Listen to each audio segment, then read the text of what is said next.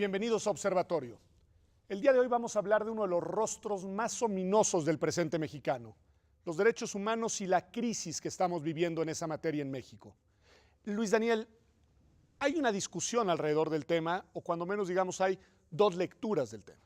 Hay quien sostiene que México vive en este momento una verdadera crisis en materia de derechos humanos y por supuesto, sobre todo del lado de los actores institucionales, hay quien minimiza esa realidad. ¿Qué es lo que podemos decir con un dejo de seriedad, de responsabilidad sobre un expediente tan delicado, tan relevante para la vida de las y los mexicanos? Probablemente la forma más sencilla de entrarle sería justamente con algunas cifras para mirar cómo estamos efectivamente en derechos humanos. Es importante decir que obviamente los derechos humanos son un conjunto, entonces tenemos derechos civiles por un lado, pero también tenemos derechos económicos y sociales por el otro lado. Entonces, pensando, por ejemplo, en los derechos civiles, algo que nos ha dejado los últimos 10 años de política de seguridad son entre 150 a 170 mil homicidios, varía la cifra según quien los cuente. Muchos de ellos no sabemos cuántos efectivamente pueden ser incluso ejecuciones extrajudiciales, pero entonces ahí tenemos una forma de violación importante que son justamente los homicidios. Si miramos otros dos derechos que son muy importantes para la integridad personal y para la vida, tendríamos también la desaparición en general, la desaparición forzada en particular por un lado, y tendríamos la tortura. Y en los dos casos ya órganos internacionales, ¿no? En un caso comités, los dos de Naciones Unidas, en el otro caso un relator de Naciones Unidas, señalaron que tanto la tortura como la desaparición son prácticas generalizadas en el caso de México. Y la palabra generalizadas no es menor, ¿no? Justamente eso es lo que hace la diferencia entre las violaciones cotidianas de derechos humanos y las violaciones graves. Todas las violaciones en derechos humanos son graves, absolutamente todas por el principio de jerarquía. Pero cuando encontramos algunos patrones en particular, como justamente el de la generalidad, entonces estamos en un marco mucho más peligroso, mucho más duro.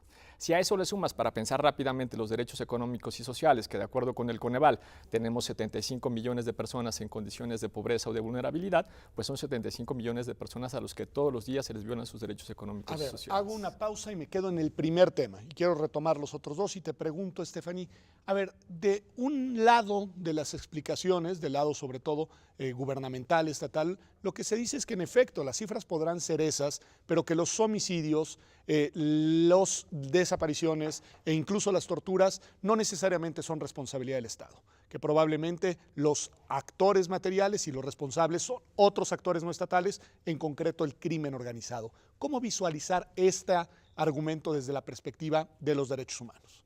Bueno, por un lado, cuando estamos hablando de la tortura, por ejemplo, estamos hablando de actos cometidos por agentes del Estado o de actos en los que tienen alguna participación esos agentes.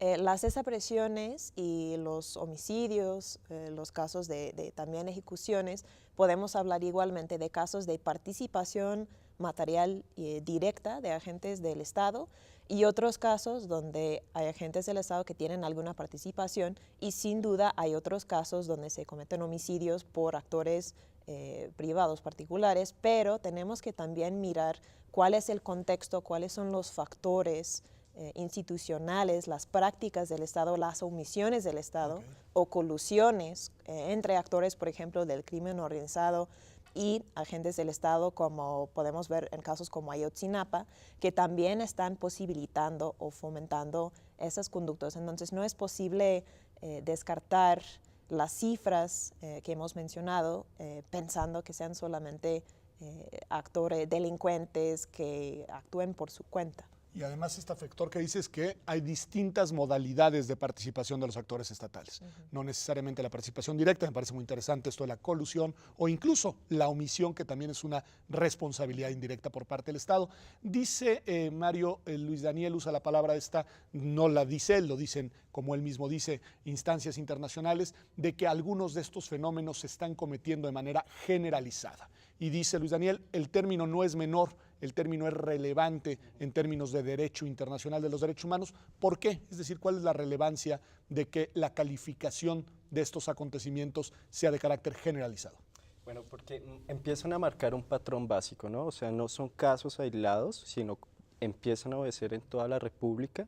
Es sistemático el crecimiento y también hay que sumarle eso que el marco normativo empieza, digamos, las diversas iniciativas legislativas están muy dirigidas a fomentar tanto el grado de impunidad como seguir el tema de la militarización, especialmente la Ley de Seguridad Interior, que marca, ¿no?, otra apertura, otro escenario donde se va a promover y se va a facilitar, mejor dicho la palabra, para que se sigan cometiendo las violaciones a derechos humanos. Hay muchos organismos que ya han dicho sobre la Ley de Seguridad Interior que esa ley, o sea, incluso el término de seguridad interior es un término muy abstracto, no sabes a qué se dirige, ¿no? Pero realmente obedeces al cuidado de las estructuras jerárquicas constitucionales, y en ese marco incluso la misma comisión ha pronunciado que eso es mucho de los regímenes autoritarios, ¿no? Porque diluye la seguridad pública en la seguridad interior cuando realmente eso obedece a patrones de seguridad nacional.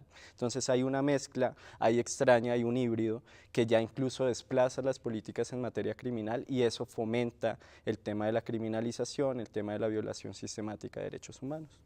Una cuestión relevante en la que está sobre la mesa en este debate sobre las violaciones de derechos humanos tiene que ver lo que ya le preguntaba Stephanie, en fin.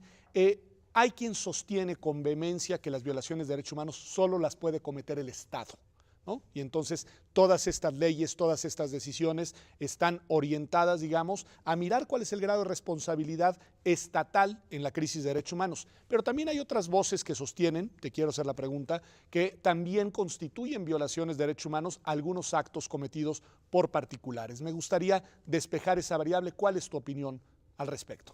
Bueno, creo que a nivel normativo es un tema un tanto complejo.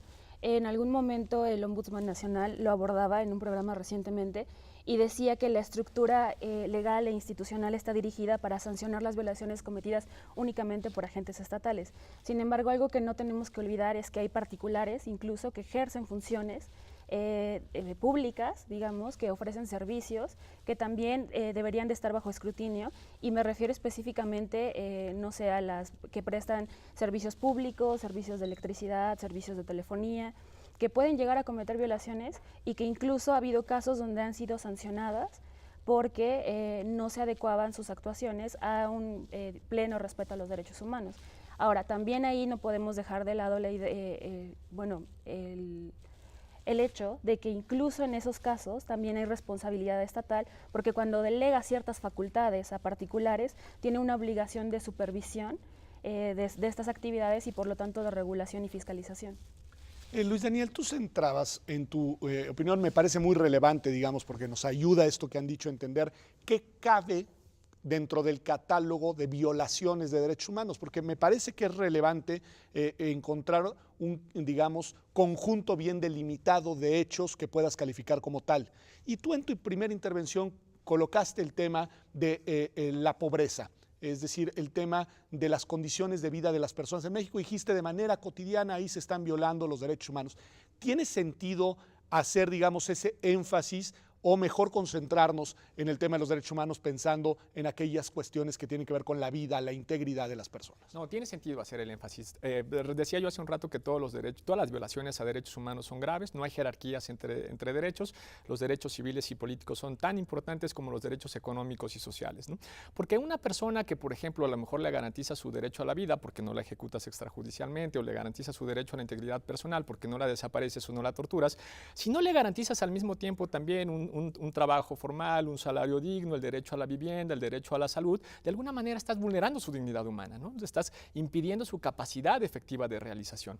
Y de hecho este es uno de los puntos más importantes, porque nosotros pensamos en algún momento en los procesos de transición a la democracia en América Latina, que en la medida que los gobiernos se hicieran democráticos íbamos a lograr evitar violaciones a derechos humanos, disminuir las violaciones a derechos humanos. Eso no necesariamente pasó.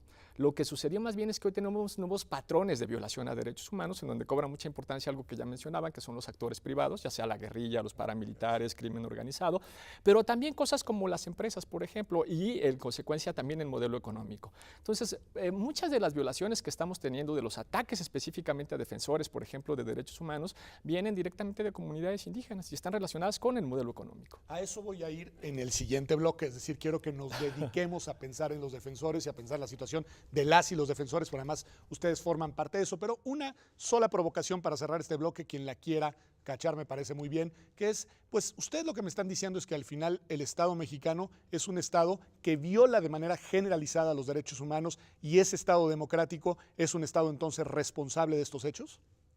¿Quién retoma? Mario. Claro que sí, pues obviamente, o sea, el Estado mexicano al firmar tratados internacionales en materia de derechos humanos se obliga, ¿no? Tiene el deber de responder tanto en la investigación como no cometer acciones directas en contra de la población civil. En este marco, en el escenario que decía Daniel, de la violencia sistemática, las diversas recomendaciones, claro que sí hay una responsabilidad del Estado mexicano frente a las violaciones y frente al contexto que está pasando. Y eso tiene que preocuparle también a la ciudadanía y tiene que poner en ojo de lupa a todas las instituciones que en este caso son las que más están propensas a violar derechos humanos.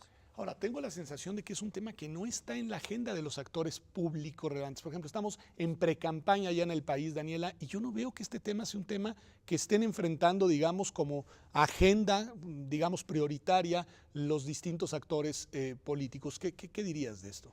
Que es algo muy complicado, sin duda es muy importante, pero hablar de derechos necesariamente es atender las crisis y el contexto en el que estamos viviendo, que tiene que ver con violencia hacia periodistas, que tiene que ver con asesinatos de mujeres, con derechos de personas LGBT, y los candidatos y candidatas, o bueno, aspirantes a candidatos y candidatas, no quieren, digamos, aventarse ese paquete.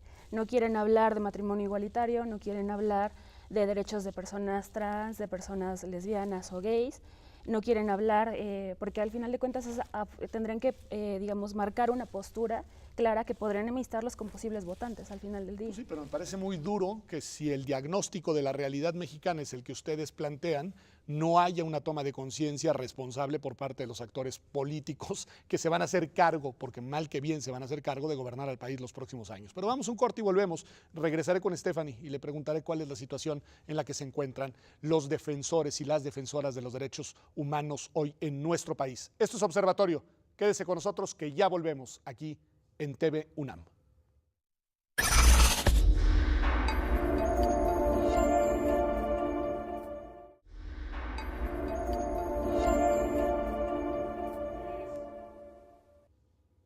Estamos de vuelta en Observatorio y estamos hablando de un tema particularmente grave, los derechos humanos, la crisis de derechos humanos en México. La verdad es que el panorama que ustedes describen en el primer bloque del programa es desolador, es decir, lo que ustedes nos llevan a entender es que en verdad estamos en una situación crítica que además se traduce en millones, ustedes lo han dicho, de violaciones de derechos humanos en México, y hay unos actores que son fundamentales, las personas que desde lo institucional y desde la sociedad civil se dedican a la defensa, a la defensoría de los derechos humanos. Lo primero que te preguntaría, Stephanie, es quiénes son, es decir, si tuviéramos que hacer un mapa de a quiénes podemos considerar como defensoras y defensores de los derechos humanos, ¿a quiénes identificarías?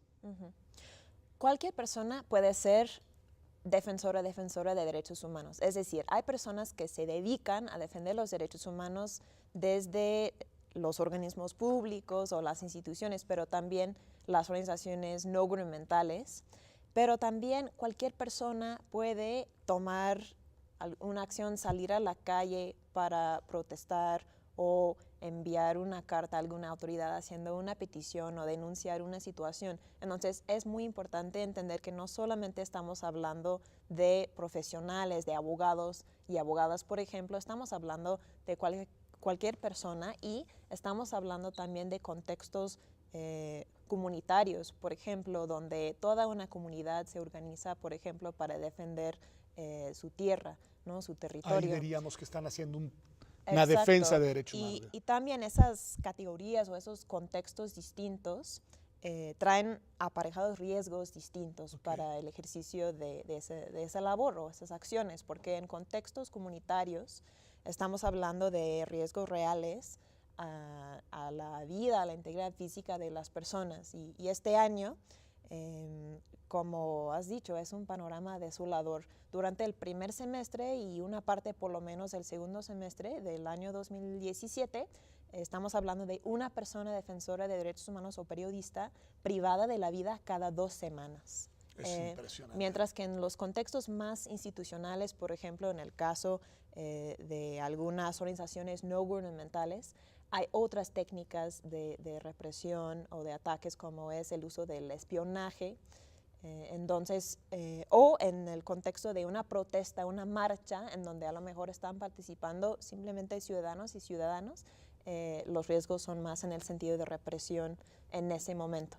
Entonces es una diversidad de contextos. En los últimos días, y me parece muy importante esto que dice Stephanie, advierte el tema de que cualquiera puede ser defensor de derechos humanos y cualquiera puede estar en riesgo al defender los derechos humanos de distintas maneras y en distintas proporciones. Pero se ha hablado mucho, y lo quiero traer hacia la mesa, no porque sea más relevante una persona que otra, lo único que quiero decir es, ha generado una gran preocupación en la opinión pública el hecho de que hayan asesinado a un titular de una Comisión Estatal de Derechos Humanos junto con su hijo en Baja California Sur. ¿Qué decir de esto? Es decir, digamos, algo que tiene que valorarse de una manera distinta a lo que nos describe Stephanie o que debe de verse como parte, digamos, de un problema general de violación a los derechos de los defensores. Luis Daniel. Bueno, en general, tal vez el problema, para empezar un poco más, de forma más amplia, uno de los líos que nosotros tenemos cuando pensamos tanto en defensores de derechos humanos como en reporteros es que se preguntan por qué tendrían que tener mecanismos reforzados de protección estas personas, distintos de los que tendría un ingeniero, ¿no? Un arquitecto, en fin, cualquier otro tipo de profesión. Y acá un punto importante, a estas personas las agreden, las matan, las desaparecen por la profesión que están desarrollando, ¿no? Por el trabajo que desarrollan, por ser defensores de derechos humanos o por ser directamente reporteros o reporteras. Entonces, por eso es importante que tengamos mecanismos primero reforzados de protección para este tipo de trabajo que ellos están haciendo, ¿no? De ahí la relevancia de hablar de estos que ahora son nuevos grupos en situación de vulnerabilidad, que antes no lo eran y se convirtieron en nuevos grupos de situación de vulnerabilidad. Ahora, sobre el caso concreto que pone sobre la mesa, lo interesante es que se supone que es una persona que hasta cierto punto tiene un mayor nivel de cuidado y de empoderamiento con respecto al resto de los defensores o defensoras de derechos humanos que hay, porque obviamente en la medida que el concepto es tan amplio, caben un montón de gente, algunos que no tienen ningún mecanismo o ninguna medida de protección, pero algunos, en particular los gubernamentales, los más institucionales, que tienen detrás una estructura, que tienen muchas más capacidades, ¿no? Que tienen, se supone, en consecuencia, mejores mecanismos de protección. Cuando incluso esos mecanismos de protección son rebasados, lo que nos queda claro es que el nivel de indefensión en general de los defensores de derechos humanos es muy alto. Y de aquí un punto muy importante, no solamente son las cifras que son, bueno, Stephanie ya mencionó algunas que son graves con respecto a las agresiones que sufren los defensores y defensoras, y no solo las agresiones, sino también los homicidios y las desapariciones, sino que todo esto se da en un marco de impunidad. Y eso también es lo que genera un problema grave con respecto al diagnóstico de crisis de violaciones a derechos humanos en México. No es solamente que tenemos muchas violaciones y que tienen patrones de generalización esas violaciones, se dan en un marco de impunidad, no pasa nada cuando esos hechos suceden. A ver, Mario, una reacción a eso, porque me parece muy importante el tema de la impunidad y también los significados que eso tiene para quienes se dedican día a día a la defensa de los derechos humanos. Sí, no, pues efectivamente, como hemos venido diciendo, o sea, ejercer la labor de defensa de derechos humanos en un contexto así es bastante complejo, ¿no? De junio del 2016 a mayo del 2017 se tienen documentadas aproximadamente 579 agresiones a personas defensoras. Los contextos donde más se ubican estas agresiones son los estados de Oaxaca, Chiapas, Ciudad de México, que también obedece que en el periodo del 2016-2017 hubo dos reformas estructurales, ¿no? El tema minero, energético, especialmente en zonas como Oaxaca, Chiapas, y también por qué, eso también le sumas el tema del movimiento magisterial, que empieza a tomar mucha fuerza 2015-2016.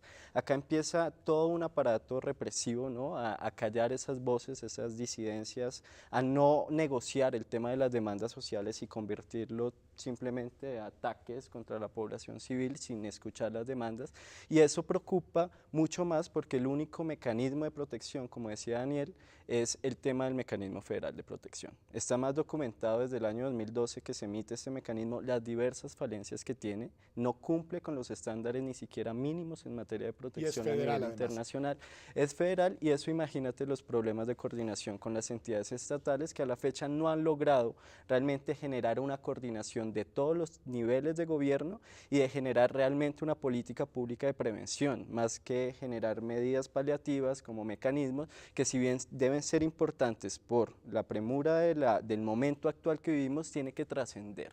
Y las medidas policivas, reactivas o casi posviolatorias cuando actúan y no preventivas, pues es necesario empezar a trabajarlas. Desde el 17 de mayo se vienen anunciando la creación de unas unidades estatales de protección, pero por ejemplo no tienen ni siquiera presupuesto para funcionar. O sea, no se lo Entonces están no tomando van a con la servir. seriedad. Entonces, Daniela, uno de los, digamos, sectores de la población más vulnerables son las mujeres. Es decir, tenemos un tema ahí gravísimo de violencia en general contra las mujeres, de cultura misógina, machista, patriarcal, etcétera, pero también el tema de las violaciones de derechos humanos y el tema de la vulnerabilidad de las defensoras de los derechos humanos. En estos días, incluso de nuevo, como ponía el ejemplo de Baja California, tenemos un caso terrible del homicidio de una fiscal en el estado de Veracruz que se encargaba precisamente de este tipo de temas. ¿Qué decir? En específico, ¿se puede hacer un énfasis o no? O quizá lo único que hay que ver es a todas y a todos los defensores de derechos humanos con esta vulnerabilidad especial,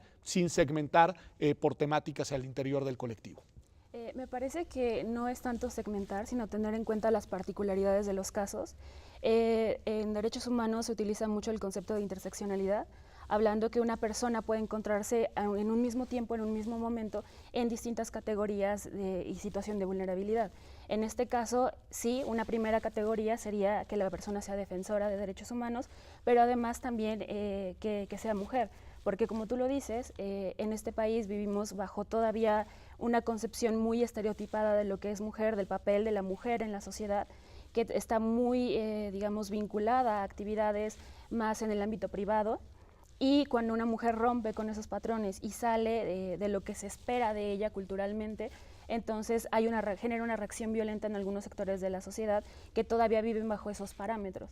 Entonces, me parece que tiene una relevancia muy, muy grande tomar en cuenta las consideraciones, no solamente en este caso, digamos, de una mujer que sea defensora de derechos humanos, sino que incluso pueda estar en otro tipo de categorías, como puede ser que además sea una mujer indígena, que sea una mujer trans, por ejemplo, o una mujer lesbiana. Lo que hace es, digamos, poner un poco la flecha más encima de ella para que pueda, bueno, no, más bien para que sea víctima de violencia.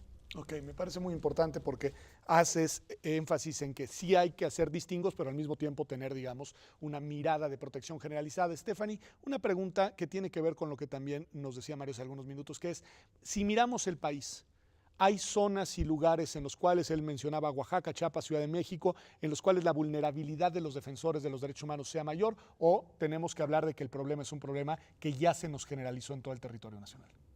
Sí podemos hablar de un problema generalizado, sin embargo, como decía, sí hay riesgos diferenciados por contexto, tal vez no tanto por estado concretamente, sino pensando en las personas que justamente no tengan mecanismos de protección, no tengan acceso a ese tipo de mecanismos, que están trabajando a lo mejor en contextos rurales o comunitarios, o simplemente en contextos donde la violencia generada por esta guerra contra el crimen, etcétera, está más intensa, pues esas personas se encuentran en un nivel de riesgo mayor. Incluso si hay zonas, podemos hablar de zonas geográficas, que por la falta de posibilidades de defender derechos humanos o de trabajar como periodista en condiciones mínimas de seguridad, se convierten en zonas negras, donde no hay información, donde no existen a lo mejor ONGs de defensa de los derechos humanos, precisamente porque no hay condiciones. Y lo preocupante de eso, bueno, obviamente es un contexto preocupante para esas personas, pero pensar en si estamos recibiendo tantas denuncias, tantos casos, tanta información de estados como Guerrero, por ejemplo, donde hay una situación muy grave, pero también hay una presencia importante de sociedad civil organizada, por ejemplo, ONGs que se dedican a la defensa de los derechos humanos. Lo mismo ocurre en Chihuahua, en Oaxaca, en algunos otros estados. En los demás estados donde no hay ONGs, no es que no haya casos y no haya denuncias, sino que no nos estamos enterando de todo lo que pasa ahí. Pues me parece muy importante esto que nos ha dicho Stephanie, esto que nos han dicho todos nuestros invitados a Observatorio, porque nos habla de un problema generalizado en el país y nos habla de un riesgo de que México se pueda volver, en realidad, todo el territorio nacional en eso, un espacio oscuro, un espacio de violaciones generalizadas de los derechos humanos. Gracias por habernos acompañado esta edición de Observatorio. Nos vemos aquí, como todas las semanas, el próximo martes en TV UNAM.